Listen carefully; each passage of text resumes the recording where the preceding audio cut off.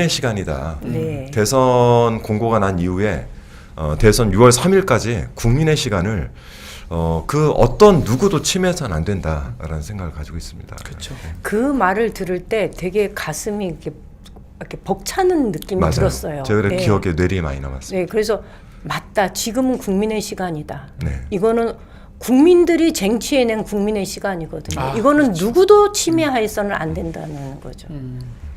아유 참.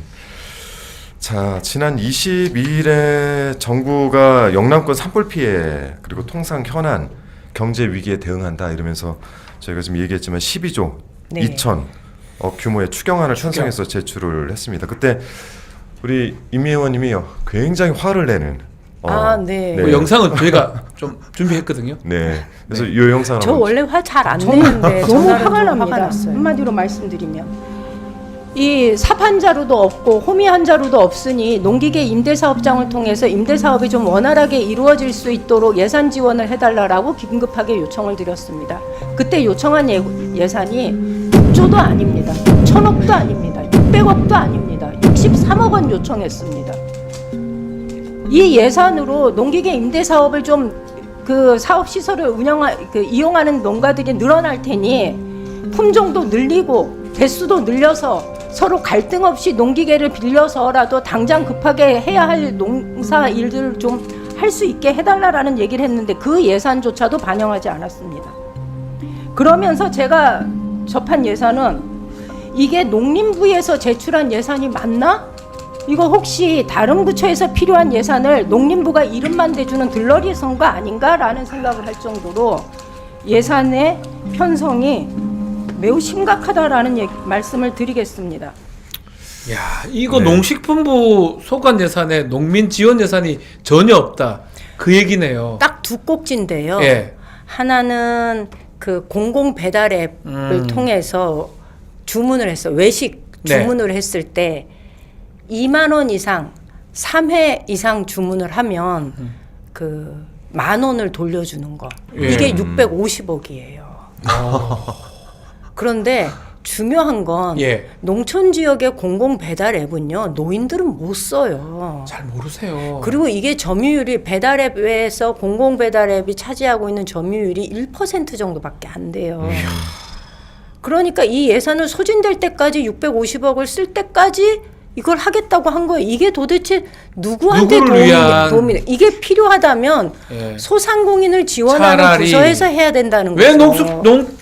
농수산식품부에서 그걸 축산부에서 그렇죠. 하냐. 거기다가 또 하나가 뭐냐 하면 농산물을 할인해 주는데 들어가는 비용이에요. 이게 그런데 그동안 집행했을 때 문제가 있었어요. 대형 마트 중심으로 농산물을 구매하면 거기에다가 차액만큼을 대형마트에다가 지원해 주는 방식으로 집행을 했었고 이거 이렇게 하면 소위 말하는 뭐 땡마트, 땡플러스 이런 데만 도움이 되니 이렇게 하면 안 된다는 얘기를 여러 차례 했었거든요. 근데 그 예산이 500억. 이게 다예요.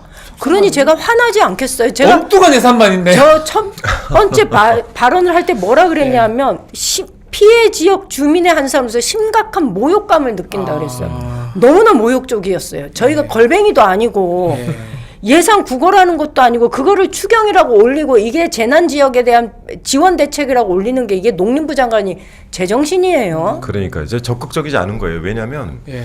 일단 추경 예산은 기재부가 짜서 오지 않습니까? 짜서 오면은 각 소관별 장관들이 도대체 지금 이 추경 목적에 맞는 우리 예산은 뭔지 파악을 하고 있어야 되는데 그 파악이 제대로 안 돼 있어요.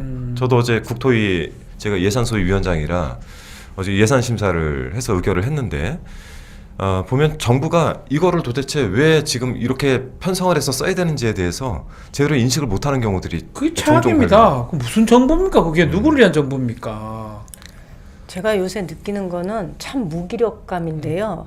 제가 지금 비례로 국회의원이지만 그전에는 군의원도 2번을 했고 도의원도 했어요. 네. 그때는 열심히 뛰어다니고 지역 주민들하고 소통하고 단체장하고 이야기가 되면 훨씬 더 정책의 반영, 예산의 반영이 수월했어요. 네.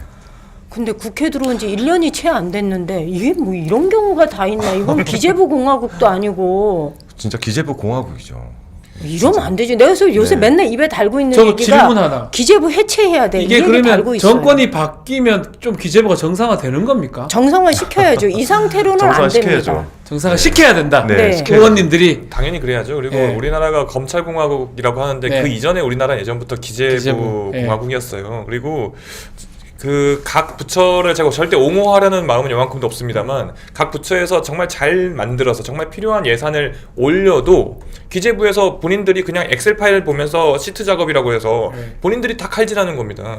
그리고 나면 어떻게 하느냐, 이 부처에서 각 상임위, 예를 들어 저는 행안이니까 행안부 같은 경우는 들고 와요.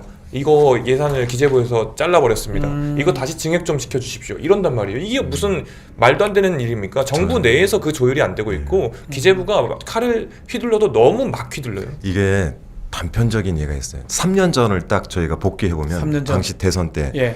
홍남기 아, 맞아. 재난지원금 50조를 없던 돈이 갑자기 50조가 윤석열 정부 딱 대선 끝나자마자 되자마자 바로 꺼내. 되잖아요. 아, 그 전에 안 된다 그랬죠. 난리를 쳤잖아요. 뭐 오만 논리로 안 된다고 하다가 정권 딱 바뀌니까 갑자기 수십조를 꺼낸단 말이에요. 그 홍남기를 잊어버릴 뻔했네. 네. 잊지 말죠, 홍남기. 그래서 기재부는 전 제가 볼 때 그런 곳이다. 절대 그 사건을 잊어버리면 안 됩니다. 한 가지 맞습니다. 여담인데요. 제가 또 행시를 또 준비했지 않습니까? 네. 행시 같이 준비했던 친구들이 기재부에 많이 들어갔어요. 재경직 함께 공부들 해서. 잘했네. 네, 저 열심히 해서 잘 들어갔는데 네. 그 친구들이 제발 기재부 해체시켜달래요. 기재부에 있는 친구들이 본인들도 너무 힘들대요. 이 사무관들이 갈아진다. 거의 피와 땀을 넘어서서 뼈가 없어진다. 그래서 네. 제발 기재부 좀 해체시켜달랍니다. 힘들다고. 예. 인사도 잘해야 되지만 지금 부처에 대한 이 기능들을 국회가 충분히 견제할 수 있도록 해놔야 됩니다. 저는 차라리 각 부처마다 그 실링제를 도입하면 좋겠어요. 그러니까 농림부는 이 정도의 예산 범위 안에서 너희가 필요한 거 써. 그러면 자율적으로 조절하면 되거든요. 하긴 사업에- 예산은 다 그렇죠. 추정할 수 있으니까요. 네, 우선순위를 정하고 급한 거 먼저 하고 천천히 해도 되는 건 계획 세워서 뒤로 미루고 이렇게 하면 좋은데 왜 지들이 자르냐고요. 우선순위를 우리가 정했는데 왜 지들이 자르냐고요. 근데